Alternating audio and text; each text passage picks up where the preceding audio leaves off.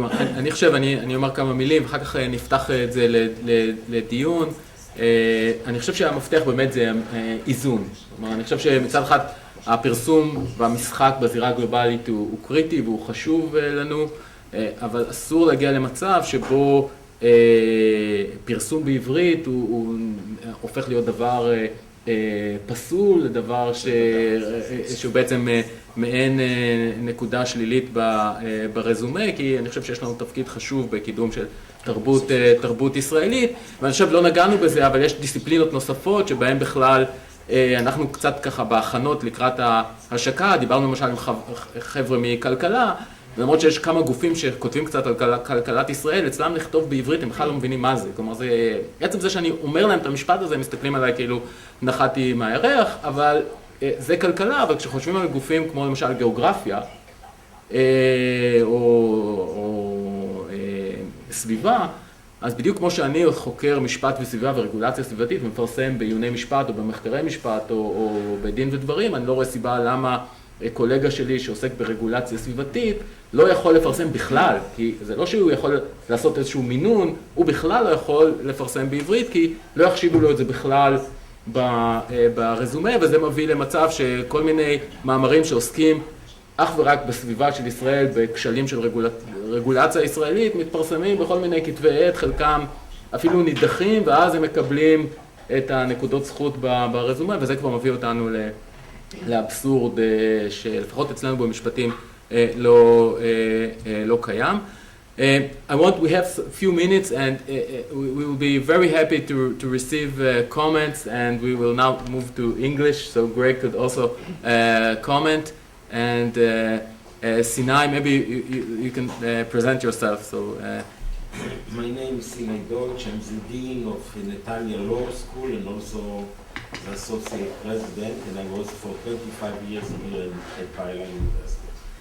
My PhD is from the University of Michigan, which means that for me English is quite easy.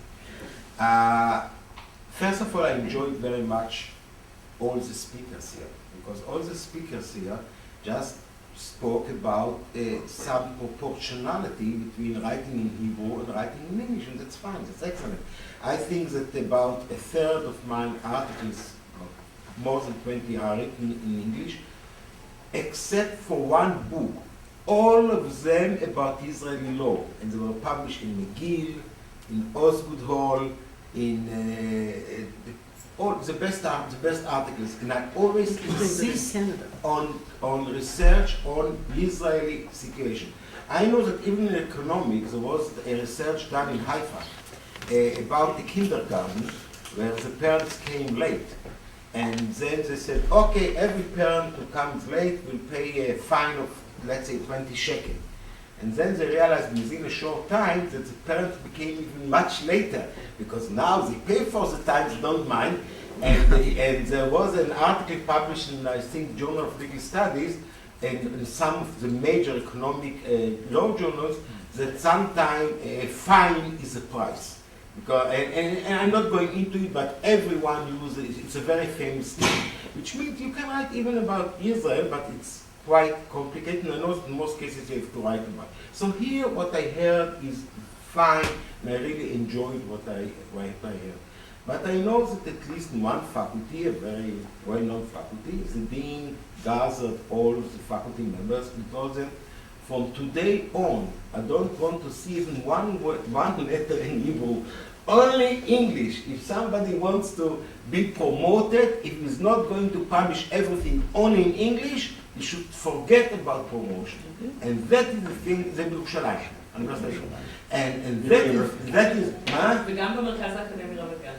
Yes, and that, I think that is very bothering. I think that is very bothering because, as I heard here, how much can we improve the American legal system? The United States are more than 5,000 professors, and here in Israel I think we are about 50, more or less. So I think this idea is quite complicated. There's now a fight going on whether to open a department of LLB about Israeli law in English, and I know it's going to go to the Council of Higher Education, tomorrow I'm going to meet a few Knesset members, and I'm going also to meet the Israeli Academy of Language. And here I have an article, Barzilai, there's a picture of you as well. And the title of this article was published in The Market, which is a good economic paper, Deans of Law Faculties. The research, legal research in Hebrew is done. That is the title of the article. Is done. Yeah, because if you publish, I'm talking about the younger generation. If they publish in Hebrew, it's very hard for them to be promoted. And that's true not only in university, but also in colleges. So what I heard is excellent. But I would like more deans to think with similar views as well. Ruti. Thank you. First of all, I commend this initiative and all of you who put so much time, effort, resources. It's really, really greatly appreciated. And you're doing great service for all of us as individuals and as communities, so thank you. And I want to just bring in one little humoristic approach, not very typical for me, but still. Probably most of you know the joke, why God would never get tenure in an Israeli university. Yeah. He only has one publication. The Bible. It's doubtful whether he or she actually wrote it, and it's in Hebrew. So he or she would never promote it. And without footnotes. Without footnotes. And with no footnotes, right? Yeah, you can add a lot to that. So this dilemma is really as old as the age of the Bible. And I'm really, I have to share. It's not long enough to be a law article. What? And the book is not long enough to be a legal article. It can be an essay. But I'm really afraid that I share the pessimism here. I sense that unless there is some kind of coalition of all faculty, all deans of all law schools and law faculties, we're too weak to battle against the institutions. Most of us have, I'll be extreme, but horror stories about wonderful, fabulous scholars whom we greatly appreciate, but we know that justice would not be done to them because they insist on writing in Hebrew and contributing to our mission. I really believe that it is our mission to contribute, first of all, to the society in which we live and where we live.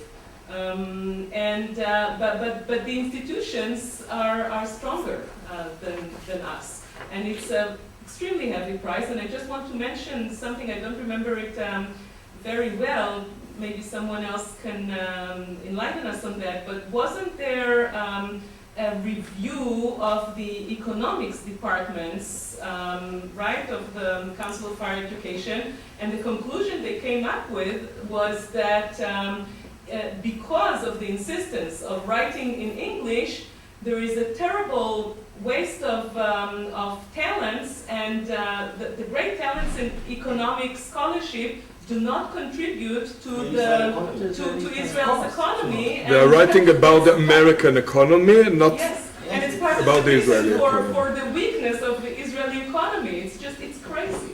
It's really crazy. Greg, do you want to? Sure, those are pretty simple problems to solve right here.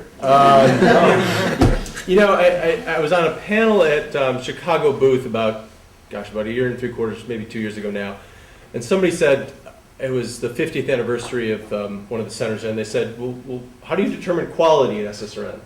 And I said, We don't. you can't. You know, if one article is read by one person and it cures cancer, is that a quality article?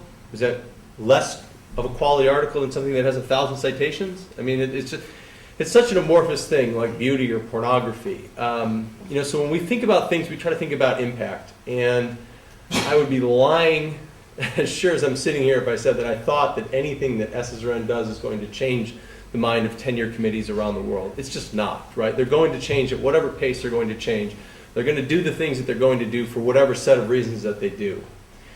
I do know a couple of things. I do know there's a significant number of people making a tremendous effort to try to bring in these alternative metrics, alt metrics. And I spent a lot of time with those people. They think that I have answers, which I clearly don't, but we've been doing it for a while, so I'm kind of the old gray-haired guy in the room now. So, you know, we know that there's other ways to measure impact. We know that there's other ways to try to figure out what you should read and how things are being used.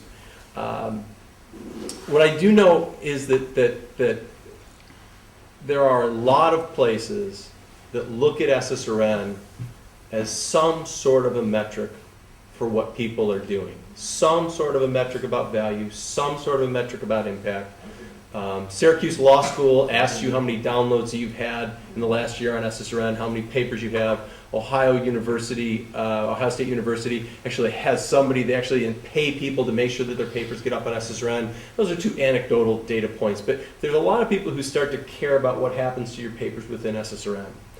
And if in fact we can create HRN, and that can get you a download in Hebrew that counts as much in that metric as a download in English, then that's a step towards maintaining research in a native language. I wrote down a bunch of notes here, but you know, the fun and love of writing in your native language, I mean, if the only reason that you were a professor was to get tenure, then you're probably doing something wrong, in my opinion. Because there's a lot easier ways to make money or do other things. I mean, it's about actually influencing people. It's about changing people's lives. And if you can do that in a fun and loving, I'm enjoying what I'm doing kind of a way, then that's what really I think is the payoff. And if SSRN can help by providing some sort of a metric that some tenure committee at some point in time can say, this is good enough, then we're pretty lucky to be in that position. And that's one of the other reasons that we think HRN is important.